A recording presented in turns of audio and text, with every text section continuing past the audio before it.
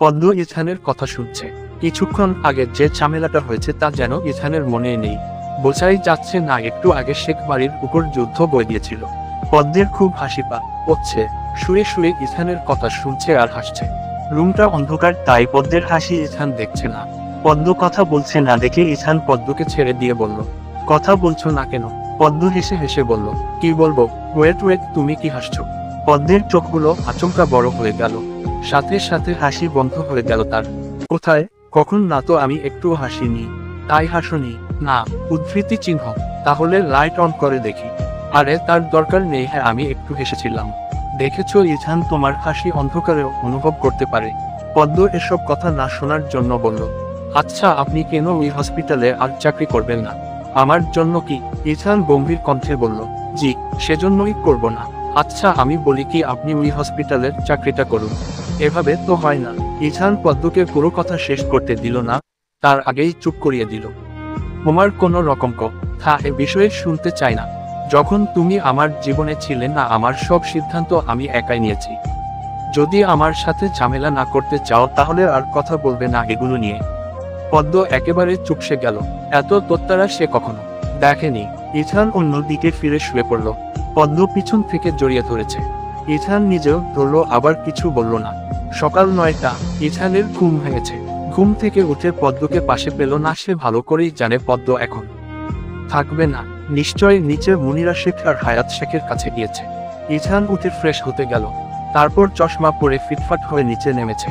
পদ্ম মুনিরা শেখের সাথে নাস্তা বানাচ্ছে, আর ইথান তার ফুপ্পির সাথে কথা লচে বসে বসে। মুনিরা শেখ পদ্মকে বলেছে ইথানের জন্য নাস্তাটা নিয়ে যেতে। পদ্ম তাই করল। ইথানের নাস্তাটা টেবিলে রেখে আসলো। খেতে আসুন। ইথান উঠে নাস্তা করতে গেল। পদ্মর সাথে দাঁড়িয়ে আছে। ইথান পদ্মের হাত ধরে বলল, তুমি নাস্তা করেছো? পদ্ম মাথা নাড়িয়ে বলল, হ্যাঁ করেছি। ইথান পরোটা মুখে দিয়ে বলল, আমাকে ছাড়াই খেয়ে নিলে? পদ্ম ইথানের দিকে অসহায় দৃষ্টিতে তাকিয়ে বলল, মা আর ফুপ্পি জোর করেছিল। আচ্ছা সমস্যা নেই। ইথান নাস্তা শেষ করে উঠে চলে গেল উপরে। পদ্ম রান্নাঘরে মুনিরা শেখ আর হায়াত শেখের কাছে দাঁড়িয়ে আছে। সে আর উপরে যায়নি, নিচেই তাদের সাথে দাঁড়িয়েছিল। ঘড়িতে 12টা বাজে। ইথান তাকালো ঘড়িতে। পদ্ম এখনো পর্যন্ত রুমে আসেনি।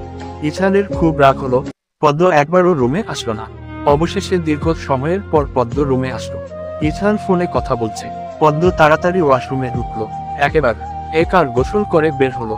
ইথান বারান্দায় দাঁড়িয়ে আছে গ্রিল ধরে, যেন দেখে মনে হচ্ছে কত কষ্টে আছে। পদ্ম পিছন থেকে ইথানকে দেখছে। গালের সেই দাড়ি আর চশমা ছাড়া আর কিছুই দেখা যাচ্ছে না।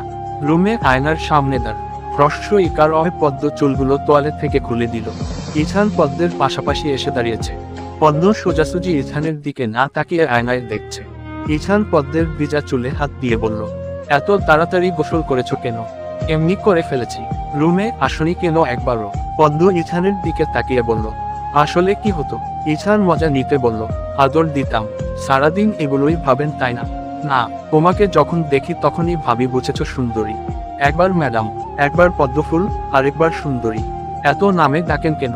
ভালোবেসে ডাকি। তুমি তো ছোট মানুষ, তাই বুঝো না আমার ভালোবাসা। ভালোবাসার কথা শুনেই পদ্ম হেসে দিল। তাই কতটুকু ভালোবাসেন? ভালোবাসা পরিমাপ করা যায় না। আমি চাইও না পরিমাপ করতে। উদ্ধৃতি চিহ্ন। পদ্ম হেসে দিল। পদ্ম তোমার ভেজা চুলে একটা চুমু দিই। পদ্ম মনে মনে বলল, সবই তো করে আমার অনুমতির অন্যায়। পদ্ম কিছু বলছে না। পদ্ম বুঝে ওঠার আগে পদ্মকে টেনে তার ভেজা চুলে একটা চুমু এঁকে দিল। এখন তো অনুমতি নিচ্ছি, পরে এটাও নিব না। পদ্ম দৌড়ে নিচে আসলো। লোকটার সামনে 1 মিনিটও থাকা যায় না। কিছু না কিছু বলে তাকে লজ্জা দিবেই ইথান। দিন দিন বয়স হচ্ছে আর নির্লজ্জ হচ্ছে। বিকেল 5টা। ইথানের হসপিটালের সিআই রাশেদুল ইসলাম এসেছে শেখ ভিলায়।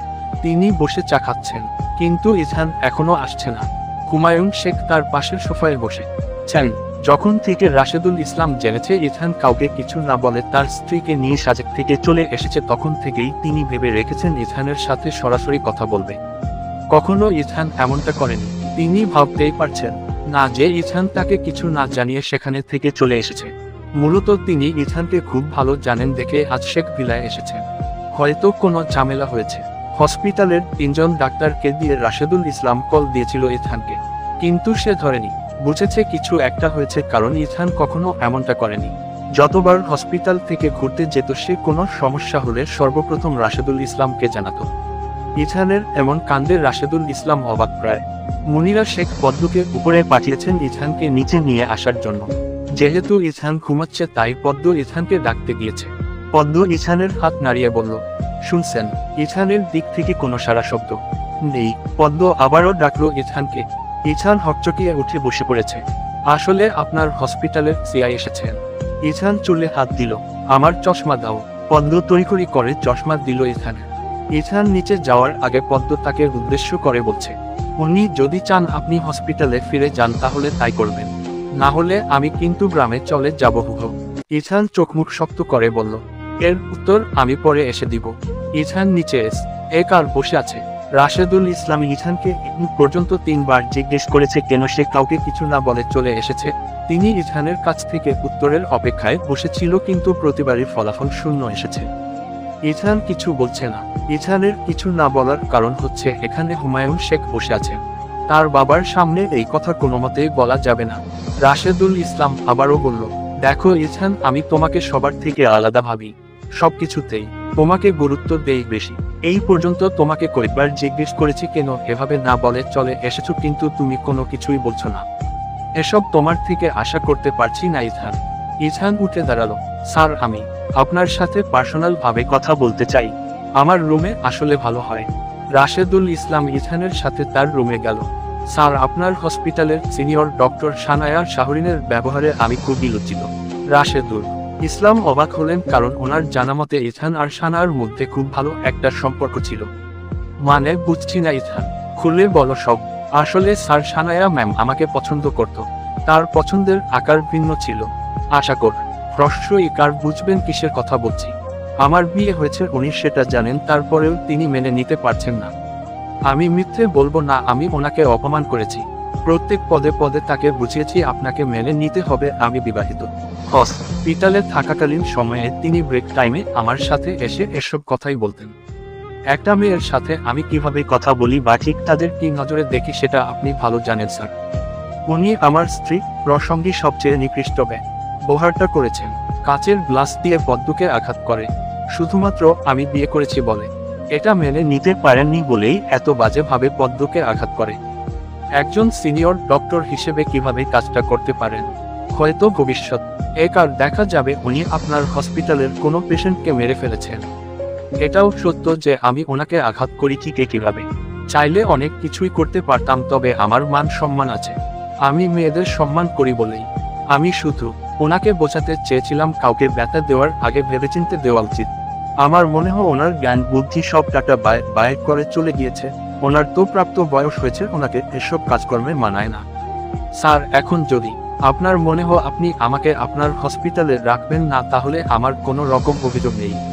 তবে এই আবদার করতে পারবেন না যে আমিও ওইখানে থাকবো, আবার সানায়া ম্যামও ওইখানে থাকবে। এটা হলে আমি আগেই দুঃখিত।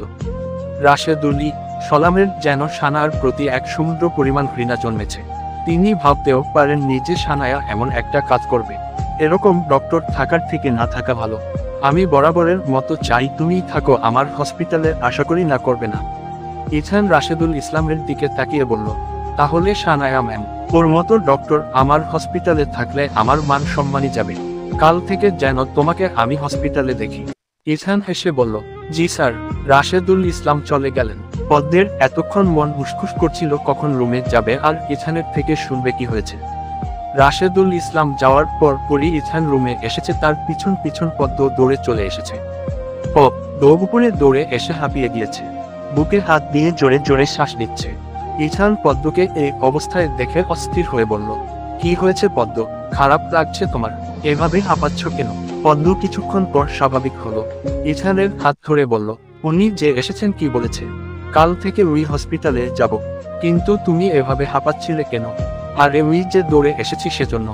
ইছান পদ্মের দুটো হাত পিছন দিকে থেকে তার এক হাত দ্বারা আবদ্ধ করে বলল, তখন কি বলেছ? কখন কি বলেছি? ইছান সন্দিহান দৃষ্টিতে পদ্মের দিকে তাকিয়ে বলল, তুমি বলনি গ্রামে চলে যাবে। পদ্ম ঘাবড়ে গেল। অপ্রত্যাশিত হাসি দিয়ে বলল, আমি তো মজা করেছিলাম। এবার মজা করার দাম দাও। যতবার মজা করবে ততবার এই ধরনের শাস্তি পাবে। ইছান পদ্মকে টেনে সম্পূর্ণ তার সাথে মিশিয়ে নিল একেবারে। পদ্মের ওষ্ঠে গভীরভাবে তার ওষ্ঠ মিলিয়ে দিল। বেশ কিছু সময় বাদে ইছান পদ্মকে ছেড়ে দিল। ইছান বরাবরের মতোই স্বাভাবিক আছে, কিন্তু পদ্ম সে তো পারছে না। নিজেকে শত শতগা দিয়ে ফেললো, আর কখনো কারোর সাথে মজা করলেও ইছানের সাথে ভুলেও মজা করবে না। লোকটা খুব বেশি ভয়ঙ্কর, প্রতিবার কিছু না কিছু করে তাকে লজ্জা দিবে। এই লজ্জার জন্যই বোধহয় সে একদিন শেষ হয়ে যাবে। ইছান দুষ্টুমি করে বলল, আর মজা করবে আমার সাথে? পদ্ম থতমত খেয়ে গেল, মাথা নাড়িয়ে বলল, কখনো করব না, আমার শিক্ষা হয়ে গিয়েছে। ইছান পদ্মের গাল স্পর্শ করল। বৃদ্ধ আঙুল দিয়ে পদ্মের গালে ছুঁয়ে বলল, এখন তো মজা করেছ তাই শাস্তি দিয়েছি, কিছুদিন পর মজা না করলেও এমন শাস্তি ফ্রি পাবে। পদ্ম চোখগুলো ছোট ছোট করে বলল, উহুম, আমার চাই না। ইছান মুচকি হাসল, তুমি অনিচ্ছুক হলেও দিব। পদ্ম সরে আসলো ইছানের থেকে, অনেকটাই দূরে চলে এসেছে, একদম দরজার কাছে। মুচকি হাসেন কেন? আপনার সেই সুন্দর দাঁতটা দেখিয়ে হাসবেন। সে হাসিটা আমার ভীষণ পছন্দের, ডাক্তার সাহেব। কথাটি বলে পদ্ম হো করে দৌড় দিয়ে চলে গিয়েছে। ইছান হাসছে, এখন সেই সুন্দর দাঁতটা দেখা যাচ্ছে, তবে হাসিটা না দ। এক আর খেয়েই পদ্ম চলে গিয়েছে। কি প্রাণবন্ত মেয়ে, আর কি চমৎকার কথাবার্তা। কাছে এসে কথাগুলো বলতে পারে না, দূরে গিয়ে বলে। ইস, এক কিশোরী মেয়ের প্রেমের বাক্য কি শুদ্ধ। সন্ধ্যায় ইছান সোফায় বসে খবর দেখছে, একা একা। ভালো লাগছিল না দেখে ইছান মুনিরা শেখের রুমে গিয়েছে। পদ্ম তার ওড়না নিয়ে নাড়াচাড়া করছে। তার শাশুড়িকে একটা কথা বলবে, কিন্তু কেন জানি তার সংকোচ বোধ হচ্ছে। মা, আমার হয়েছে বেশ কিছু শোন পর পদ্ম কথাটি বলতে সফল হলো। মুনিরা শেখ হেসে বলল, কথাটি বলতে এতক্ষণ লেগেছে তোমার? পদ্ম মিনমিন করে বলল, মা, আমার লজ্জা লাগে এগুলো নিয়ে কথা বলতে। আমি সরাসরি কারো কাছে বলতে পারি না কথাগুলো। মুনিরা শেখ পদ্মকে সবকিছু দিল। আমাকে এগুলো বলতে কখনো লজ্জা পাবে না, আমি তো তোমার আরেক মা। পদ্ম হেসে দিল, ভাগ্য করে মুনিরা শেখের মতো একজন শাশুড়ি পেয়েছে, তিনি খুবই ভালো। পদ্ম হাজার কথা বললেও তিনি বিরক্ত হন না, এজন্যই পদ্ম মুনিরা শেখকে বেশ পছন্দ করে। ইছান আর রুমে ঢুকলো না, এতক্ষণ দাঁড়িয়ে দাঁড়িয়ে পদ্ম আর তার মায়ের কথা শুনছিল। এখন যদি রুমে ঢুকে সবচেয়ে লজ্জা পাবে পদ্ম, তাই সে চলে গেল তার রুমে। পদ্ম আজ রুমেই যাচ্ছে না, এই সময়টাতে তার একা থাকতে ভালো লাগে। পদ্মের মনে হোক কিছু কিছু সময় একা থাকা ভালো, জানের রুমে গেলে ইছান কিছু না কিছু করবে। এমনিতে আছে এক জ্বালায়, তার উপর মন একেবারে বিষিয়ে গিয়েছে।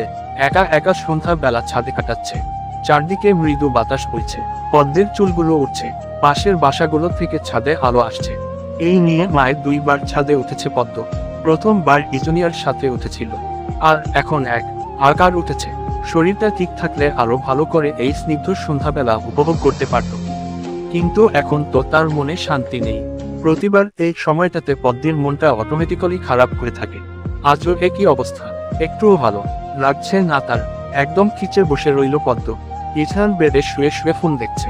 পদ্ম যে রুমে আসেনি আজ, সেটা ইছান খেয়াল করেছে। জোর করতে চাচ্ছে না পদ্মকে, নিজের ইচ্ছে হলে ঠিকই আসবে। হয়তো এখন লজ্জায় আসতে চাইছে না। রবিনা খাতুন ইছানকে কল করেছে।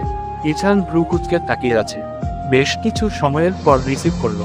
ইছান সুন্দর করে প্রথমে সালাম দিল, আসসালামু আলাইকুম মা, ভালো আছেন? জি বাবা, ভালো আছি। তুমি আর জনেপদ্ম কেমন আছে বাবা? ইছান শান্ত কণ্ঠে বলল, এই তো ভালোই আছি বাবা, একটা জরুরি দরকারে কল দিয়েছিলাম। জি মা, বলুন। বাবা, পদ্মের বার্ষিক পরীক্ষা শুরু হবে 4 দিন পর, ও কি পরীক্ষা দিবে? ইছান পদ্মের পড়াশোনার ব্যাপারে একদম গুলিয়ে গিয়েছে। এই গ্রেড 2 জন্য নিজে নিজে আফসোস করতে লাগলো, কত বড় ভুল হয়ে গেল তার। জি মা, অবশ্যই দিবে, রবিনা খাতুন বলল।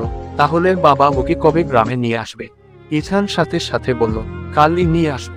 আচ্ছা বাবা, তুমি কি কাল আসবে ওর সাথে? জি আসবো।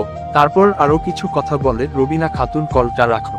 ইছান রুম থেকে বের হয়ে পদ্মকে খুঁজছে, কিন্তু কোথাও মেয়েকে পাওয়া যাচ্ছে না।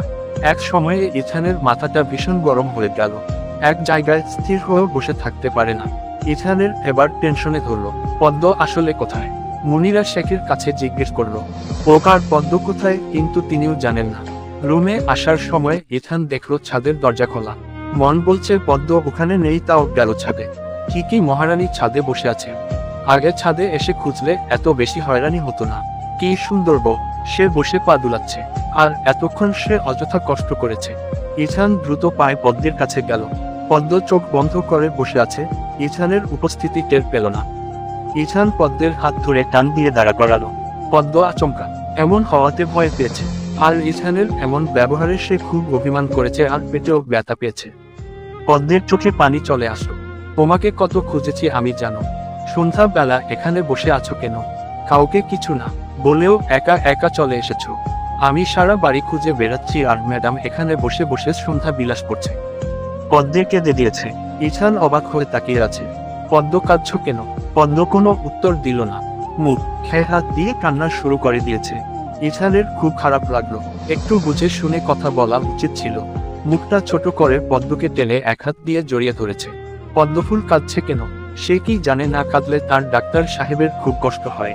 পদ্ম কান্নারত অবস্থায় বলল, আপনি আমাকে এভাবে টান দিয়েছেন কেন? আমি কি ব্যথা পাই না? প্রত্যেকবার আপনি এমন করেন। কথা বলবো না আমি, ছাড়ুন আমাকে।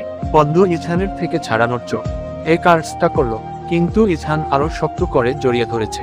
তাড়াহুড়োতে বলিয়ে গিয়েছে পদ্মের যে হয়েছে। সরি আমি ভুলে গিয়েছিলাম তোমার রা চলছে। আর কখনো এমনটা করব না। আমার টেনশন হচ্ছিল তো। পদ্মফুল। পদ্ম অবাক হয়ে গিয়েছে ইছান কিভাবে কথাটা জানে। সাথে একরাশি লজ্জা এসে হানা দিল তার কাছে। আপনি কিভাবে জানেন? ইছান একদম স্বাভাবিক হয়ে বলল, তখন যে তুমি মায়ের কাছে বলেছ আমি শুনেছি। কিন্তু পদ্ম খবরদার লজ্জা পাবে না। এটার লজ্জার বিষয় না। আমরা ডক্টররা অনেক কিছুই জানি। তোমার কাছে হয়তো কথাটা লজ্জার বিষয় হতে পারে, কিন্তু আমাদের কাছে এগুলো একদম স্বাভাবিক। যেহেতু তোমার ডাক্তার সাহেব জন মেডিসিন বিশেষজ্ঞ, শ্রোতার এগুলো অনেক মেয়ে মানুষের থেকে শোনা লাগে। আমাদের ডক্টরদের জন্য এগুলো নর্মাল। আর এটার মানে হচ্ছে তুমি একদম সুস্থ আছো। বোকা মেয়ে, আর ভাবতে হবে না এটা নিয়ে। পদ্ম একটু নর্মাল হলো। দাঁড়ি, ইছান তো ঠিকই বলেছে। পদ্ম আর লজ্জা পেল না। জড়িয়ে ধরা অবস্থায় মাথা তুলে ইছানের দিকে তাকালো। কেন খুঁজেছিলেন আমায়? পদ্মের চোখের কোণায় পানি আটকে ছিল। ইছান তার দুটো হাত দিয়ে পদ্মের চোখের পানিগুলো মুছে দিল। তোমার মা কল দিয়েছিল। 4 দিন পর এক্সাম শুরু। কাল তোমাকে গ্রামে যেতে হবে। পদ্মের বুকটা থপ করে উঠল। কাল আবার ইছান হসপিটালে যাবে আর কালই তাকে গ্রামে ফিরতে হবে। মনটা মানতে রাজি হচ্ছে, হসন্তছে না। আর বিয়ের পর এই প্রথম ইছানকে ছাড়া থাকবে। বাড়ি যেতে ইচ্ছে করছে না। এখন তো আরো কান্না পাচ্ছে। পদ্ম পর ঢোক দিল, কান্না যেন না আসে সেজন্য। কালই কেন যাব? পরশুদিন হতো যেতে পারি। ইছান পদ্মের দিকে তাকালো। পরশুদিন গেলে এক্সামের সময় আরো ঘনিয়ে আসবে। আর কাল গেলে মোটামুটি কিছু পড়তে পারবে। এখানে তো আর পড়াও হয় না, আবার তোমার বইগুলোও নেই। তাই আমি সিদ্ধান্ত নিয়েছি কাল গ্রামে যাবে তুমি। উদ্ধৃতি চিহ্ন। আসলে কাল তো আপনি হসপিটালে যাবেন। পরশুদিন গেলে হয় না। না ম্যাডাম, কালই যেতে হবে প্লিজ। ইছান পদ্মকে থামিয়ে দিল। কোনো রকম এক্সকিউজ শুনতে চাচ্ছি না আমি। কাল মানে কাল। পদ্ম ইছানকে খুব শক্ত করে ধরে কেঁদে দিল। ইছান বুঝলো না কেন কাঁদছে। ইছান নরম কণ্ঠে বলল, কি হয়েছে তোমার? বেশি ব্যথা পেয়েছিলে যখন টান দিয়েছিলাম। পদ্ম মাথা নাড়ালো। তার মানে সে কাঁদছে অন্য কারণে। ইছান আবারও বলল, তাহলে কেন কাঁদছো? তুমি কি এক্সামকে ভয় পাও? পদ্ম কোনো উত্তর দিল না। যতবারই মনে পড়ে ইছানকে ছেড়ে তাকে গ্রামে যেতে হবে, ততবারই চোখ ভরে পানি উপচে পড়ে। ভালো লাগে না তো তাকে ছাড়া। এই কথা কি ভাবে বোঝাবে তার ডাক্তার সাহেবকে? আচ্ছা, পদ্ম তো হাসলে তিনি বুঝে যান, তাহলে এই কথা বুঝছে না কেন? নাকি বুঝেও না বোঝার মতো রয়েছে? ইছান এখন বিরক্ত হলো। অকারণে কান্না করার কোনো মানেই হয় না। হয়েছে এ কারকো কেঁদে ফেলেছ। যতবারই কাঁদো আমার জামা কাপড় একদম ভিজিয়ে ফেলো। কোনো কারণ ছাড়া আমাকে জড়িয়ে ধরে আমাকে বুকে এসে কান্না করা যাবে না। আপনি তো প্রথমে আপনার কাছে টেনে নিয়েছেন, এখন এমনটা বলছেন কেন? আর একটু কাঁদি। ইছান খেয়াল করেছে পদ্ম নাক টানছে আর চোখ দিয়ে ক্রমাগত পানি পড়ছে। মেয়েটা যে কেঁদে একেবারে লাল হয়ে গেল, সেটা কি মনে আছে তার? টমেটোর মতো লাগছে একদম। না, আর একটুও কাঁদা যাবে না। কাঁদলে অন্য কোথাও কাঁদো, আমার কাছে এসব চলবে না। পদ্মের আরো ঠেলে কান্না আসলো। মানুষটা ভীষণ স্বার্থপর। তার মনের কষ্টগুলো এখন অনুভব করতে পারছে না কেন? খুব তো তখন পটু কথা বলতে পারে। আবার তার বুকে কান্নাও করা যাবে না। পদ্ম ইছানকে আবারও জড়িয়ে ধরল। আমি আপনাকে ছাড়া থাকতে পারবো না ডাক্তার সাহেব। আমার মন বসবে না ওখানে। বিয়ের পর একদিনও থাকিনি, কাল থেকে থাকবো কিভাবে? আপনি নাকি আমার হাসি অন্ধকারেও অনুভব করতে পারেন। আজ যে আমার কষ্ট হচ্ছে সেটা কেন পারছেন না অনুভব করতে? ভালো লাগবে না তো আপনাকে ছাড়া থাকতে? আপনি ছাড়া আপনার পদ্মফুল শূন্য একেবারে। আর আমি 100 বার আপনাকে জড়িয়ে ধরে আপনার বুকে কাঁদবো, কারণ আপনি একান্তই আমার ব্যক্তিগত মানুষ। ইথান বিস্মিত হয়ে আছে। এসব কথা কি পদ্ম বলছে? মেয়েটা যে অজান্তেই তাকে ভালোবেসে ফেলেছে এটা কি সে জানে? আগে এমনটা হবে জানলে এই ট্রিক্স আরও আগে কাজে লাগাতো। ইথান ঠোঁট কামড়ে হাসছে পদ্মের কাহিনী দেখে। সকাল 10টা। ইথান পদ্মকে নিয়ে গ্রামের উদ্দেশ্যে বেরিয়ে পড়েছে। সবার কাছ থেকে বিদায় নেওয়ার সময় পদ্মের খুব কান্না পেয়েছিল, তাও নিজের মনটাকে শক্ত রেখে বাসা থেকে বের হয়েছিল। গাড়িতে উঠেই মনটা হুহু করে উঠল। 14 দিন যেন 1 বছরের মতো লাগবে তার কাছে। বিয়ের প্রথম গ্রামে যেতে খুব ইচ্ছে করেছিল, এখন ঢাকা শহরে থাকতে মন চাচ্ছে। ইথান নিজেই ড্রাইভ করছে, পাশের সিটে পদ্ম মন খারাপ করে বাহিরে তাকিয়ে আছে। যতবার মনে পড়ছে ইথানকে ছাড়া তার থাকতে হবে, ততবার যেন মনটা ভেঙে যাচ্ছে তার। অসহ্য ব্যথা একদম। মাঝে মাঝে পদ্ম ইথানের দিকেও তাকাচ্ছে। লোকটা একদম শান্তভাবে গাড়ি চালাচ্ছে। পদ্ম নীরবতা ভেঙে ইথানকে বলল, আমি যে চলে যাচ্ছি আপনার কষ্ট হচ্ছে না? ইথানের দৃষ্টি সামনের দিকে, পদ্মের দিকে একবারও তাকালো না। না, কেন কষ্ট হবে? তুমি তো এক্সাম দিতে যাচ্ছ, শেষ হলেই আবার চলে আসবে। পদ্মের মনটা আবারও ভেঙে গেল। জানি তো কষ্ট হচ্ছে না, আপনার মনে তো আর আমি নেই যে আমার জন্য কেন কষ্ট হবে? কষ্ট তো হবে অন্য মেয়ের জন্য। ইথান গাড়িটা থামাল।